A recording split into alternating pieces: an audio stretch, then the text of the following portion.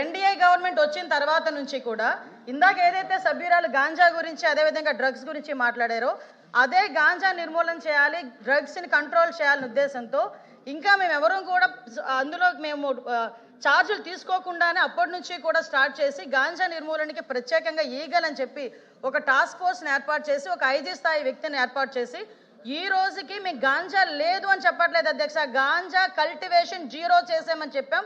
ఆ విషయం కూడా సభ్యులు దయచేసి అర్థం చేసుకోవాలి.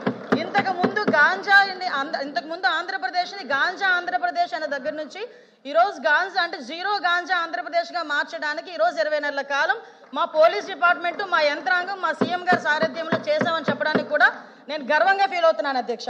అదేవిధంగా మీ శక్తి యాప్ ఇంతకుముందు దిశ యాప్ అని చెప్పి పెట్టి దిశ చట్టం అని చెప్పి సుమారుగా 5 సంవత్సరాలు కూడా మహిళలను మోసం చేయడమే కాకుండా ఆఖరికి కేంద్ర ప్రభుత్వాన్ని కూడా మోసం చేసే పరిస్థితి దగ్గర నుంచి ఈరోజు శక్తి యాప్ని మేము ఏర్పాటు చేసి ఆ శక్తి యాప్లో సుమారుగా 16 పారామీటర్స్ని ఏర్పాటు చేసుకొని దానికి సపరేట్గా ఉమెన్ అండ్ చైల్డ్ సేఫ్టీ వింగ్ని ఏర్పాటు చేసుకొని ఒక ఐజీ స్థాయి వ్యక్తిని దీనికి కూడా మేము ఏర్పాటు చేసుకుని వాళ్ళ ఒక ఆఫీసర్ని అలొకేట్ చేసి ఉమెన్ అండ్ చైల్డ్కి సంబంధించి సేఫ్టీ విషయంలో ప్రత్యేకంగా ఒక విభాగాన్ని ఏర్పాటు చేసాం.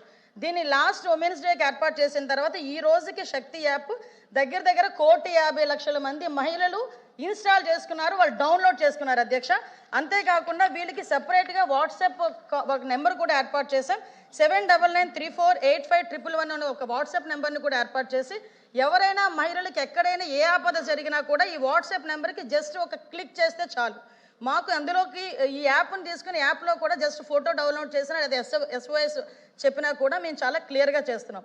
అదేవిధంగా 112కి సంబంధించి కూడా మేడం మాట్లాడారు. ఈ 112కి సంబంధించి కానీ ఈ శక్తి మొబైల్ రిజిస్ట్రేషన్స్ కానీ చూస్తే అధ్యక్ష దగ్గర డౌన్లోడ్ చేసుకున్నవి చెప్పాను అధ్యక్ష.